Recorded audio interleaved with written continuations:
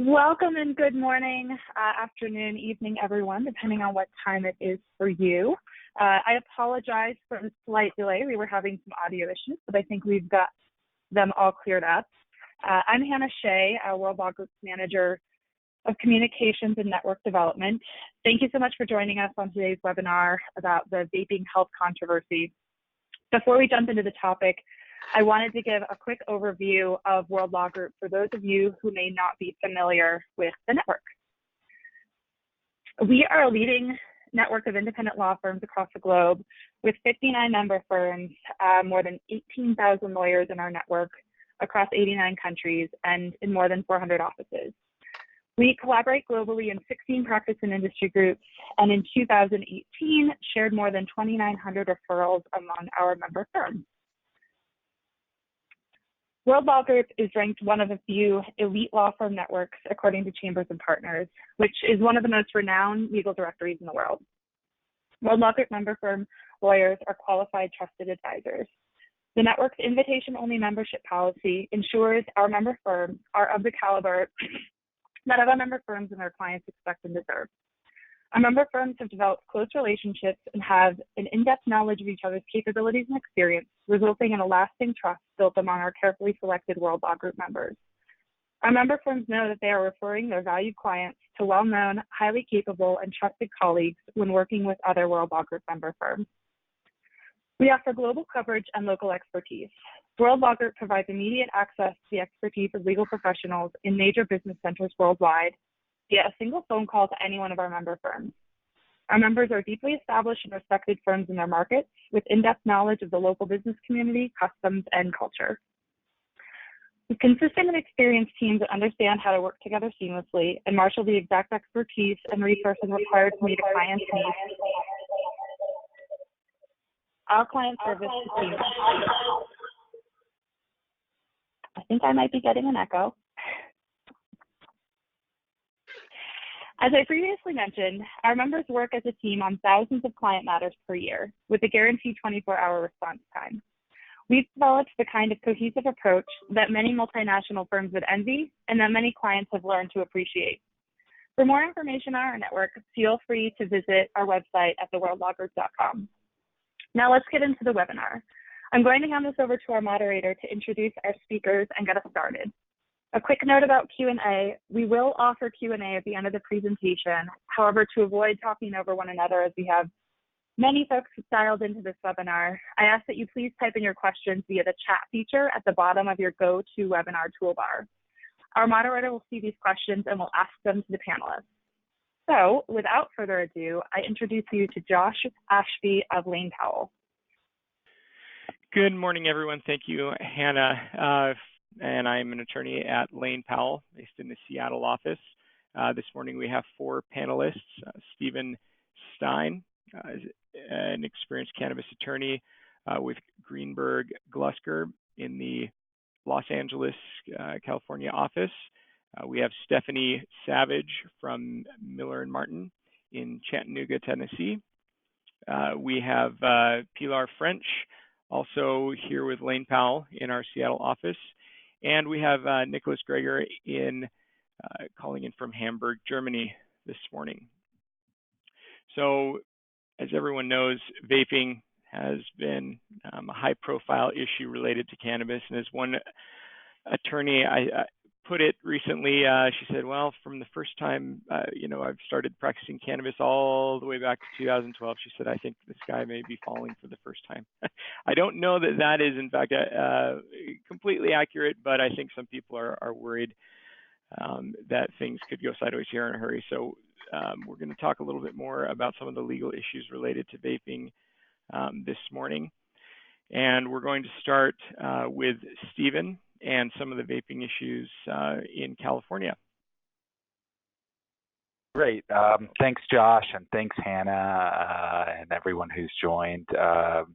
And so, California is often a leader in many respects, but as to at least banning or imposing restrictions on vaping, it really has not. Michigan has banned the sale of flavored e-cigarette products. New York, Rhode Island, Massachusetts also have taken steps to do so. But in California, in the legislative session this year, there was a lot of discussion about the dangers of vaping, and Governor Newsom sort of spoke out about those dangers, as have other California health officials. But the state didn't actually enact a flavor ban, as some other states have. Instead, it announced funding for a new public awareness campaign and increased enforcement of the sale of e-cigarettes. So what happens when the state doesn't step in? Cities and counties have. So San Francisco and Los Angeles, for example, have enacted bans or restrictions on flavored e-cigarettes. And there's certainly, for example, the mango flavor of Juul has gotten a lot of attention as something that some people are concerned appeals to people under the age of 18. But the ban, at least in Los Angeles, for example, extends to other flavors like menthol and things like that.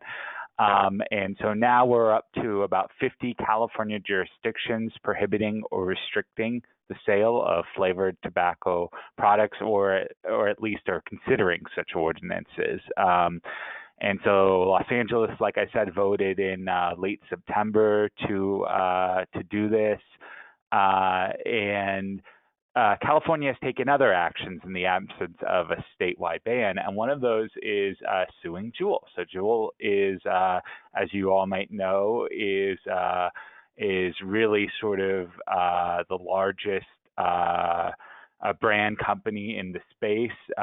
It controls about 60% of the vaping market, I believe, and in California, there's been an increase from about 11% in 2017 to about 27% this year in terms of the number of high school students who are vaping. And much of the focus and attention for that has been put on Juul.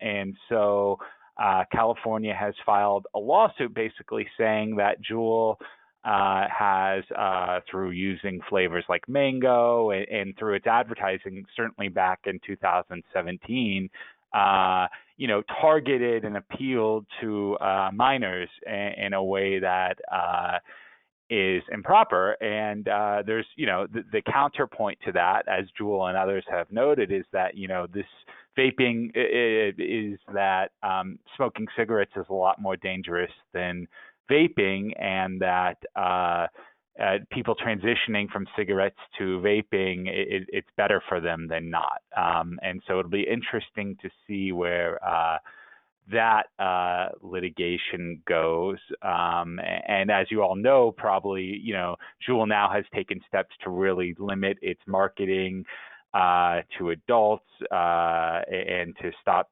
having flavors such as mango.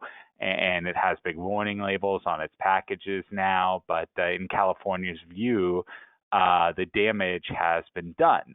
And so just talking about sort of nationwide, there have been, I think something like 600 or 700 cases of reported lung injury relating to vaping. And most of those cases were people between the ages of 18 to 35, and there have been a few deaths, and two of them have been in Los Angeles, or two of them have been in California, and one of them has been in Los Angeles. So that's one of the reasons why we've seen this sort of concerted effort toward restrictions and regulation. It's the people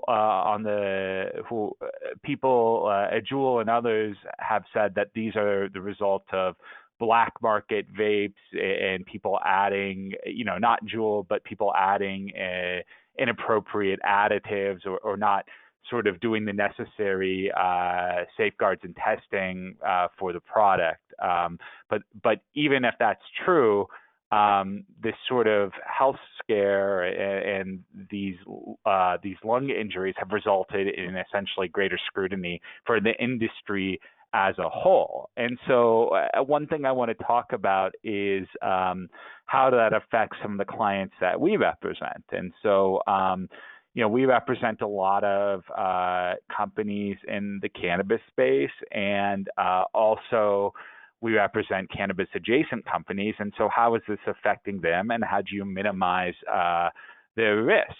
Because many years ago, when many of our clients were diving into the cannabis space, this was sort of one of our major concerns, that there would be some health scare that caused sort of serious regulations and restrictions, and maybe backlash against the companies like Juul is facing. That didn't really happen in the cannabis space, but it is happening in the vaping space. And so some of our clients, through licensing deals and things like that, have products that are in that space. And so we have advised them to sort of, to the extent possible, to sort of, exercise their rights to sort of, make it so that those, just limit those products being available in those spaces, at least for now, until this all shakes out. And also, certainly, to the extent our clients are being approached about new opportunities in the vaping space, we are really urging them to approach those opportunities with caution, because, this backlash that we feared about companies in the cannabis space really is happening in the vaping space. And so I think that's sort of a general overview of where things stand from a cannabis perspective. And I think I'm about at 8 minutes or so I'll pass it off to Josh. I have a question. So, Stephen, you said that the state of California hasn't taken a lot of action yet. It's been at the local level. Correct. Do you see that changing? And if so, how would you expect or would you predict that California might eventually tackle this? Or do you see them really just sitting on the sidelines all the way through?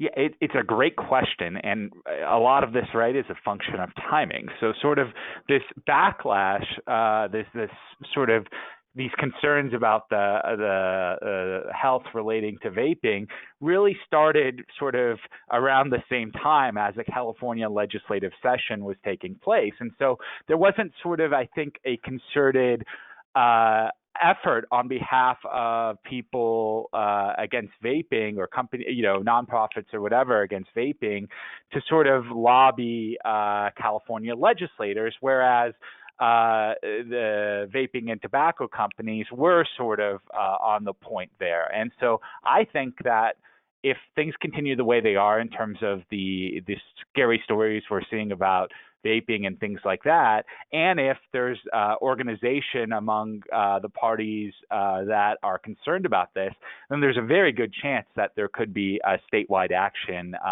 maybe in the spring of next year. But no one, I can't predict the future, but that is you would certainly see it happening on the legislative side, potentially. Again, it is really just guessing, but given that so many localities have moved in this direction, given that the backlash doesn't seem to be dying down, I think there's a good chance California at some point takes action. Okay, great. Thank you. And so with that, now we're going to switch over to Stephanie. All righty. All right, so I'm going to talk about the differences between what we're seeing in tobacco and cannabis. Just as a basic understanding, we've got the tobacco plant, which is commonly known as the plant Nicotina tabacum, which produces leaves that contain nicotine. And nicotine is an alkaloid nitrogen-containing chemical produced synthetically in the tobacco plant. So the dried leaves of the tobacco plant are then used for things like smoking, vaping, and chewing.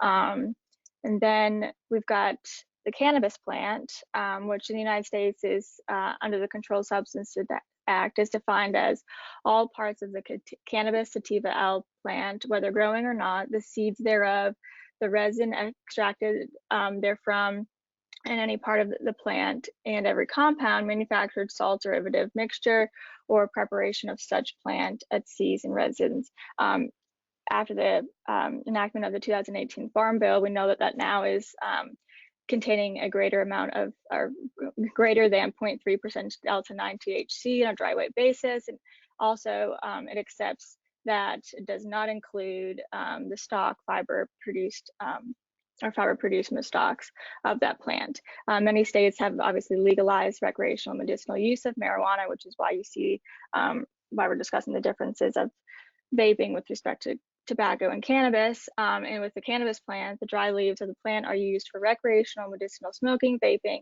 and other consumer product purposes. So vaping is a delivery system. And so we've got a vaporizer, e-cigarette, or other electronic nicotine delivery system, which is how the FDA, CDC, World Health Organization all kind of group together these type of products. And so they're also called vapes, e-hookahs, vape pens, and other devices. And these devices heat a liquid solution to create an aerosol that users then inhale into their lungs, which has been the overarching issue that has raised this concern, especially here in the United States with the illnesses. So the liquid solution may contain any number of ingredients, such as the flavor ingredient that the previous speaker mentioned, and other ingredients and chemicals as well. Depending on whether the solution is manufactured for tobacco or cannabis purposes, it may also contain nicotine, THC, and other cannabinoids like CBD and such other substances and additives. The differences that we're seeing with cannabis products is that the CDC and the FDA have both established working groups to collect information and do research on these illnesses that they've been seeing. And the CDC has identified that vitamin E as a chemical of concern among the people with e-cigarettes or vaping products uses associated with their lung injury. And that's been apparent in a number of the cases in which they've seen. So the vitamin E may be being used in cannabis products as an additive in THC containing e-cigarettes, vaping products, because it acts as a thickening agent to THC.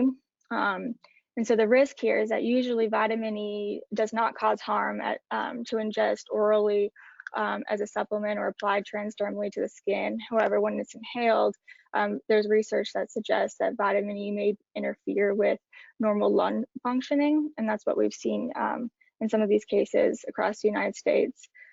And so what the CDC and the FDA have kind of come out and said is that their concern is that the product manufacturing source, the consumers are obtaining these products from unreliable sources, and substances are being added to the solutions to modify its use. And so they've recommended that you're not using them online, or not purchasing them online or from friends or family or other online dealers, and you're not modifying the substances. The FDA regulates the manufacture and the import, packaging, label, advertising, promotion, sale of these type of products. And if in products that are marketed for therapeutic uses, such as a product that's marketed to help you quit smoking, is also regulated by the FDA.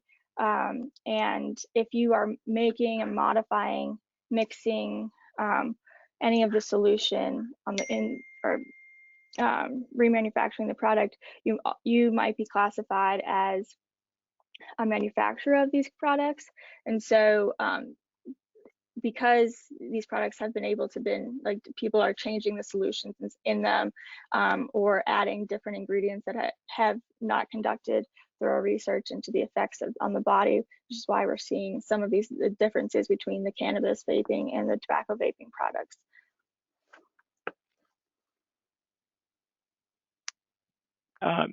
So question, Stephanie, so you are there in an area where cannabis legalization has been a little slower to catch on as opposed to, say, on the West Coast. What are you seeing from those states and how they're responding in particular to the to cannabis-related vaping issues? So what are the conversations from regulators?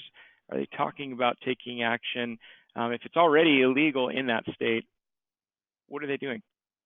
Yeah, so Tennessee for instance, is not a recreational or medicinal cannabis state, but we do have hemp. And so what regulators have done is kind of grouped smokable hemp products, which also could contain THC, in with the tobacco regulations. And so, for instance, tobacco, vaping products, and smokable hemp products in Tennessee all are strictly regulated and are require that you be 18 or older to purchase, and require different certain disclosures, and for retailers selling these products to comply with the same regulations as tobacco retailers. So are those requirements focused solely on manufacturers, so somebody who's modifying, extracting, putting it in a cartridge, or are they extending those regulations all the way back to the producer, so the person who may be growing it out in the field? Mainly the manufacturers and the retailers. We haven't seen any change in regulation, to my knowledge, with respect to the cultivation of the hemp or tobacco. Those are still, you must be compliant with those regulations that are specific to that cultivation process. Great, thank you. And now we're going to switch over to Pilar, and this is really, I mean, what meat and potatoes of some of the issues are coming up, which is litigation. So, Pilar, go for it. Good morning. Can everybody hear me okay?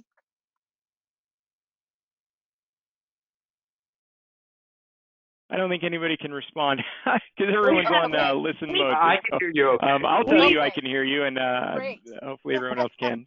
I was having some issues earlier. So if you can just scroll back to the two prior slides, I've identified as best I can, because this is changing in real time. I made these slides on Sunday, and they're already somewhat out of date because there's so much fast action. But as Stephen mentioned, there are actually, Pilar, I'm going to interrupt you. You might want to adjust the microphone. I'm having a hard time hearing you, or if you're on a headset, maybe a handset might be easier. But I'm not sure if it's picking up the sound. Okay, can you hear me better now? Better. Yes, okay. Much better.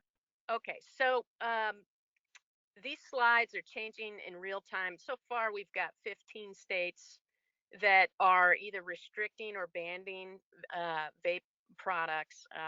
California, as Stephen mentioned, is it's really more on a localized playing field because Gavin Newsom wants to focus on education.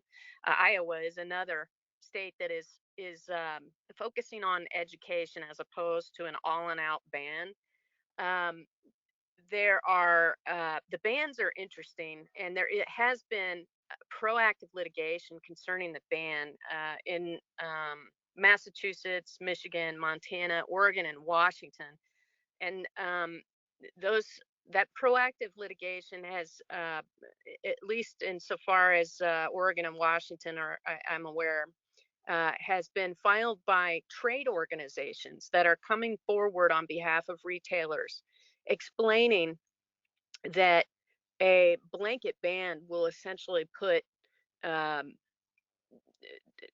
hundreds and if not thousands of people out of business, and will wreak economic ruin on those retailers and the people that they support.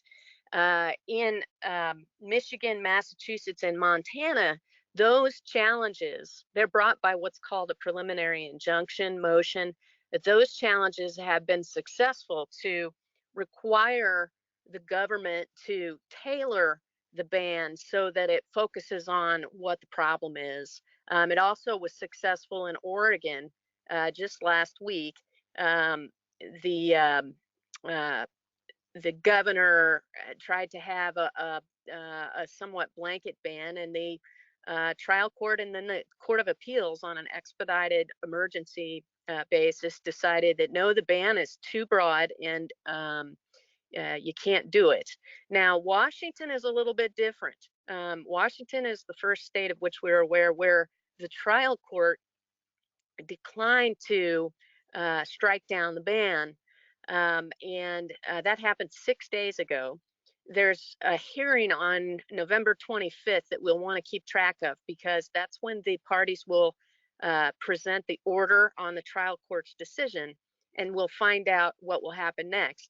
Either the parties will go forward with a trial in February, which will be a more in-depth evidentiary hearing, or a lot of times what happens when you have a preliminary injunction situation, because of the urgency, you can actually craft the order to say, hey, there's nothing more that we need to do in the trial court. This should be taken up at the Court of Appeals level right away, so that we can get a ruling and prevent injury. If you can scroll forward to the next, this one. These are the arguments that have been presented to block the bans: that they're unconstitutional, overly broad, or arbitrary and capricious. What is good about this proactive litigation, where the trade organizations are actually coming into court as the plaintiff, there's just always a psychological perception, if you're the plaintiff, that you are the one that is harmed. And it puts cannabis companies in the position of being able to control the messaging. You can put forward the studies that show that vaping products are safer than combustible cigarettes. You can put forward the evidence that shows that THC products predominantly cause the lung injury outbreak, according to the CDC. And you can come forward with evidence that shows the economic impact, devastating economic impact, that a blanket ban or a knee-jerk political reaction ban will have on the economy, because this is a new industry and it's a robust industry, and many citizens in each of these states where cannabis is legal are dependent now for their livelihood on the ability to go forward.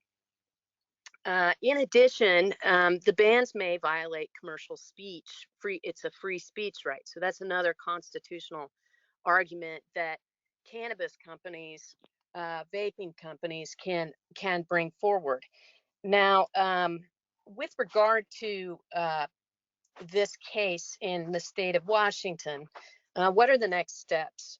If it goes up on appeal, then and it's upheld, then the ban is going to be held in place, and it's going to have an impact on everybody. And so you've got the plaintiff trade organization sort of in control of the messaging. That's not to say that you can't do anything if you want to. There are potentially, if the plaintiff is open to it, there are potentially opportunities for amicus briefs, which are briefs that are filed by friends of the courts. They can be filed by other companies or organizations who are impacted by the ban, who can maybe bring their perception to the court of what the impact is going to be on them. Usually these are tactical decisions, whether you want to file an amicus brief, and you need to strategically think that out before you do it, because if you do that, then you're going to be kind of tied to that case. If you want to bring your own lawsuit, maybe you want to bring your own lawsuit and have a different court rule, and then you're going to have competing rulings, and then that case will probably end up in the Supreme Court.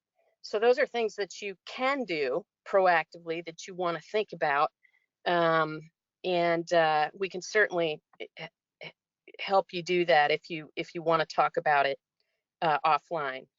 So other litigation, as you know, the litigation is prolific. In the last 20 years, the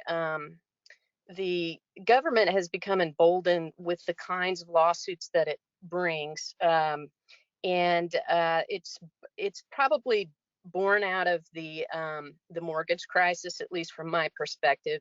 That's when I first started seeing cities and counties bringing lawsuits in addition to states and federal governments to enforce unlawful and deceptive trade practices laws and racketeering and so forth. And then with the opioid litigation, it really blew up.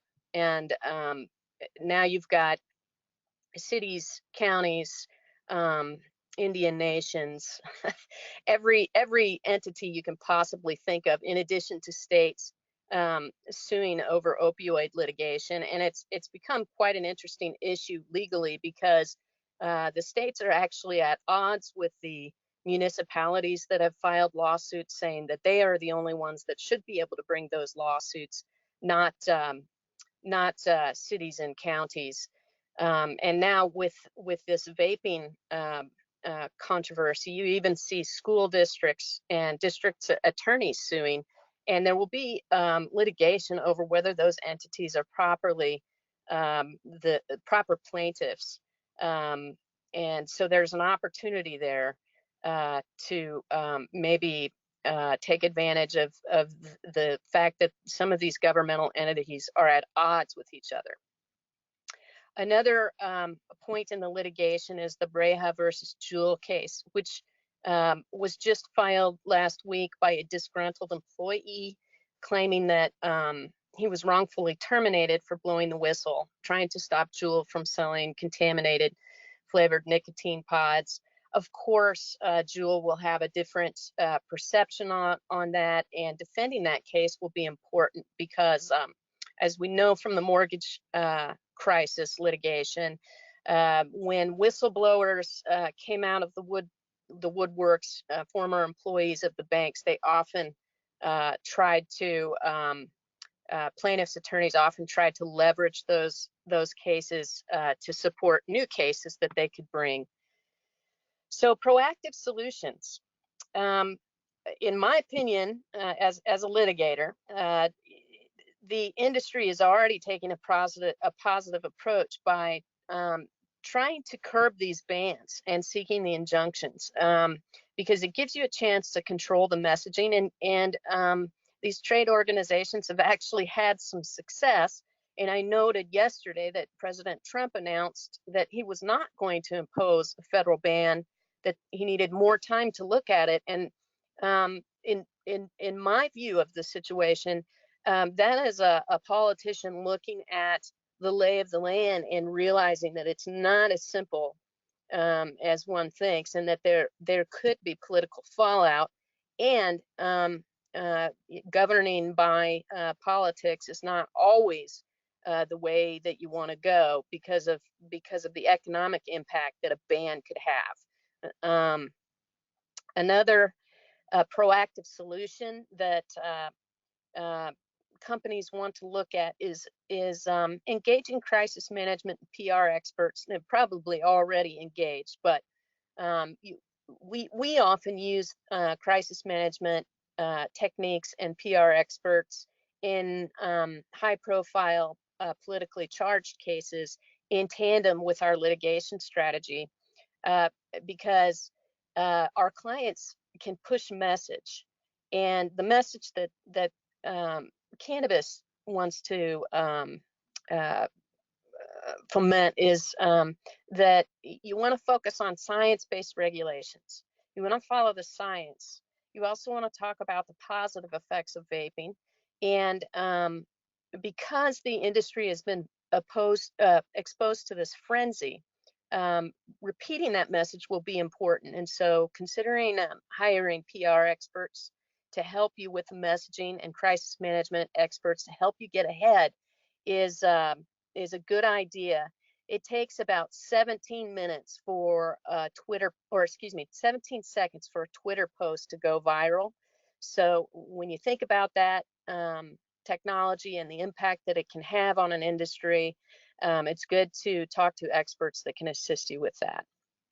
Another idea that is open for consideration is the cannabis industry, as a new burgeoning industry, is in a good position to be a good corporate citizen and actually work with the government to try to come up with appropriate regulations for advertising and appropriate controls over the safety of the product. If you can do that up ahead and set the standard while you're still in control, it will cause this litigation to die off, especially because the states are typically at odds right now with the municipalities, cities, and smaller entities that are trying to sue. So that is something to think about. Again, this is a strategic solution, and I've got 8 minutes to talk about this, so I can't tell you to just definitely do that, but it's something that you want to think about as you proceed through this landscape, which has changed, and your clients or the companies are facing litigation. Great, very thorough, I think, outline of there are a lot of moving pieces there. So I guess one of the questions I have is for the actual operator, for someone. So I can see how trade organizations or people who have access to more resources may be able to get involved now. But for the individual operator or the individual store owner or the grower, is there anything they can do to help either mitigate the risk that or a risk of exposure, product liability that they may be facing, or try to help influence where things are headed? Well, I think being involved in trade organization is one way that a smaller company can get involved. I mean, they do have the ability to file lawsuits on their own, but the question is, do they have the funding or backing to do it? Being organized and getting involved with other merchants in similar situations is probably the first starting point. Okay. All right. And with that, now we're going to move on to Nicholas to give us a little bit of information about what is going on over in Europe. And then following that conversation, we're going to open it up for questions. So if anyone has questions, if you want to start submitting those through the instant message dialogue window, feel free to go ahead and do that. And with that, I'll hand it over to Nicholas. Yes, thank you. Hi, this is Nicholas from Hamburg in Germany. We thought it might be interesting to give a brief overview of the situation in Europe at the end of this presentation. Not only because probably majority of the listeners are not from Europe, but also because it might be interesting to hear that the situation in Europe is, at the moment at least, still quite different than it is especially in the US and other parts of the world. So the whole vaping health issue or debate is not taking place, or at least not taking place in the same way as it is taking place in the US. We've seen, of course, on the news reports about what is happening in the US with about the health issues, that the lung diseases happening with unregulated devices, the debate about bans and the political initiatives. However, none of this is really happening in Europe at the moment. There has been some attention on Juul recently in September, October, reports about a sales ban issued by a court in Düsseldorf in Germany on Juul electronic cigarettes and cartridges. However, that is in no way related to the health debate. It is an injunction which was issued purely for labeling issues as well as for regulatory issues. So the cartridges of the Juul pods were lacking the symbol, which was required or allegedly required to say that the cartridges need to be put in a special container for electric waste, as well as a labeling issue that the nicotine level, which was stated on the label, was higher than the nicotine which was actually contained in the product. So the product was actually less dangerous than it was, told to be on the labeling. However, the court still found the labeling to be misleading. So issues which were totally unrelated to the health controversy which is going on in the US. Now, what are the reasons for that? To a certain degree, of course, one can only speculate. It is fair to say that vaping in general is probably still less popular in Europe than it is in the US. Obviously, we do have electronic cigarettes. Obviously, we do have vaping in Europe. And obviously, if you travel through Europe, you will see a lot of people who do use electronic cigarettes. However, if you take the big picture, especially the market share in the tobacco industry of electronic cigarettes, it's still far, far smaller than it is in the US. Now, when it comes to cannabis, the market is even much smaller. This is mainly due because although we have several member states of the European Union, such as, for example, Germany, Netherlands, Italy, who are starting to adopt liberalizing legislation in order to allow at least medical cannabis to be used, still the phenomenon of THC and CBD consumption, of legalized THC CBD consumption, is much less than it is in the US. And especially for vaping, as I mentioned, for example, in Germany, the consumption of cannabis for medical purposes is to a certain degree liberalized now. However, there are very few devices which can actually be used for cannabis consumption. Mainly two devices. One is the device Volcanomedic, a table vaporizer. The other one is Mighty Medic, two vaporizers which are recognized and which are being reimbursed under certain conditions by the sick funds in Germany, but not much more devices which are accepted in the market. Now, others criticize that the only reason why we don't see this phenomenon in Europe is because the reporting system which the companies are supposed to install is not functioning well, so that these diseases are actually happening in Europe but not reported. Others say that this is just simply a question of luck, and it's just a question of time until this wave of health problems also arrives in Europe. One other reason which is often cited is probably also because we might have to a certain respect, stricter regulations than we have in other countries, especially apparently, especially if compared to the US legal situation.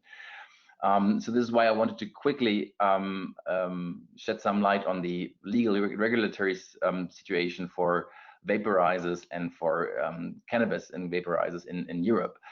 So the regulatory framework in the EU is mainly dominated by the famous Tobacco Devices Directive, the Directive 2014/40, which contains a full catalog of rules for tobacco and related products, and which has then been transposed into national laws by the various member states.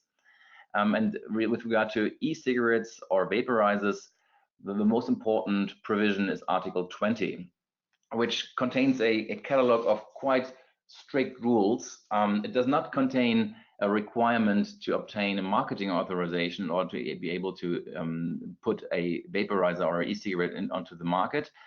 However, it contains regulatory rules which in the end, as a matter of fact, are somewhat similar to an authorization system, although formally it is not. In particular, there's quite a bureaucratic notification system which obliges companies to notify 6 months prior to placing a product on the market the European authorities of the intent to place a electronic cigarette on the market, and therewith to provide quite a detailed list of information, not only natural formal information like of course the name and the address of the manufacturer, the name of the product, but also a full list of all ingredients contained in the product, a full list of the emissions resulting from the use of the product, moreover toxicological data regarding the product's ingredients and emissions, including their effects on the health of consumers when inhaled, and taking into account any addictive effect. The list must contain information on the nicotine doses and the nicotine uptake when consumed under normal conditions. It must contain a pretty detailed description of the components of the product, a description of the production process, a declaration that the manufacturer will comply with all rules and regulations, etc., etc. So a pretty comprehensive documentary requirement. And if the manufacturer does not comply with that, or only submits insufficient information, then he's not able to place the product on the market. So a system which, again, is not an authorization system, but as a matter of fact, quite similar to it. Then we have quite strict rules on the permissible ingredients with regards to e-cigarettes, especially with regard to the maximum volume, with regards to nicotine. So not more than 20 milligram per milliliter can be contained in the liquid of a e-cigarette, which, to my information at least, is lower than what is permitted in the US, or at least in the majority of the US states, if I'm not mistaken. There's quite a long list of additives and ingredients which are actually generally forbidden, including, for example, vitamins in general. So we've heard earlier that certain vitamins might be a reason for the health problems associated with the use of cannabis in vaporizers. One reason why we do not face that problem in Europe is because vitamins are in general forbidden as an ingredient in liquids. We have rules on specific surveillance obligations, which the manufacturers need to adhere to, and the manufacturers need to establish quite a sophisticated reporting system where they collect all information from the market about any actual or potential health risks resulting from their products, and need to inform the authorities right away. So in general, a system which, for those of you who might be familiar with the legal framework in the pharma world, is somewhat similar in a way to what we have for medical products, actually, or medicinal products. So if we now go to the last slide, one interesting fact is that although the TPD, the Tobacco Product Directive, regulates e-cigarettes quite strictly in Europe, it is questionable whether it actually applies to vaporizers, which are supposed to be used for the consumption of cannabis, because the definition of an e-cigarette in the directive is quite narrow. It only relates to a product that can be used for consumption of nicotine-containing vapor via a mouthpiece, so that at least all vaporizers which are manufactured and designed only for the use of CBD or THC liquids, not liquids containing nicotine, probably do not fall under the directive and the corresponding national laws, which in the end leads to a situation where cannabis vaporizers are much less strictly regulated than actually nicotine-containing vaporizers. There are still rules which apply. So, for example, the Product Safety Directive, which still contains rules such as, of course, obviously, products must be safe. Manufacturers must inform consumers of any risks associated with the products. They must make sure that any dangerous products present on the market can be traced. There's the rules on CE marking, which is sort of a security marking, conformity assessment, which needs to be undertaken before a product can be placed on the market. However, still, these rules are much less strict than the rules that we have under the Tobacco Directive. Whether how this question will in the end be answered, or whether a court will indeed find in the end that cannabis vaporizers do not fall under tobacco regulations, that still is open. It's a, so to speak, thesis which is currently debated, but we haven't seen any litigation in this respect so far, or decisions issued by the authorities, so it remains to be seen. But if it is, then indeed cannabis-related products, cannabis-related vaporizers are somehow fall into a loophole in the regulations in Europe. So we have to see what comes out of that. So that's very briefly on the factual and legal situation regarding vaporizing in Europe. And if you have any questions, of course, I'm more than happy to answer them. Yeah, I'm curious, Nicholas, in regards to the types of products that you see in Europe, are most of those products produced domestically? Are they imported internationally? Are there many products being produced there that are then exported? So the most popular products that we've seen among vaporizers are products which are indeed produced domestically, at least within Europe. So Juul is an example of a product which, to my information at least, was not produced in Europe, but that at least in Germany at the moment is forbidden due to the dispute that I mentioned earlier. But other products, for example, product produced by British American Tobacco, and another one which are quite popular on the market, are, to my knowledge, manufactured within Europe, indeed.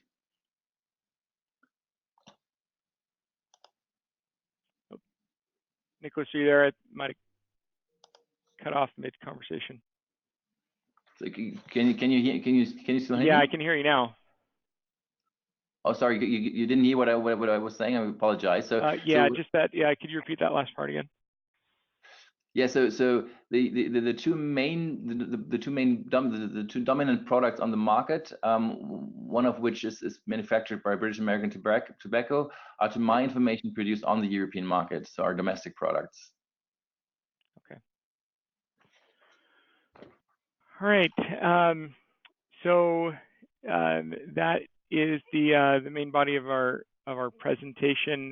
We want to give an opportunity. No one has actually submitted any questions, it looks like, at this point. In which case, yeah, I might finish a minute or two early here. Usually we're getting slammed by questions, but I guess we did such a thorough job.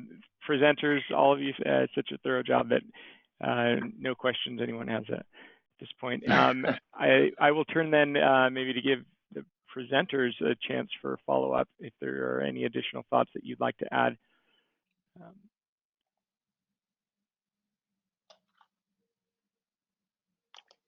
And so it looks like we're going to finish on time. Excellent. So I really appreciate everybody joining us today. Really good attendance, it looks like. I hope that we were able to provide some helpful information in a lot of ways. Of course, this is just kind of a... Josh, I just want to jump in because we did have a question. Yes, please do. If you don't mind, I think we've got 3 minutes. From Sam, yes. Any concern about cannabis versus tobacco industry strategically in state-based litigation? I'm sorry, say that again. Is there any concern about cannabis versus tobacco industry strategically in state-based litigation? I'm going to pass that back over to Pilar. Potentially. Tobacco is regulated, and has been since the dawn of time. But those regulations will govern tobacco products, and so there's a set standard. It's a little bit different in the cannabis arena because there aren't federal regulation. There are some, but they're not as established. And then there are also state regulations that will control cannabis, and so that's what we'll be looking to when we see the litigation. We'll be looking at what the state laws primarily involve, but yes, there is a distinction.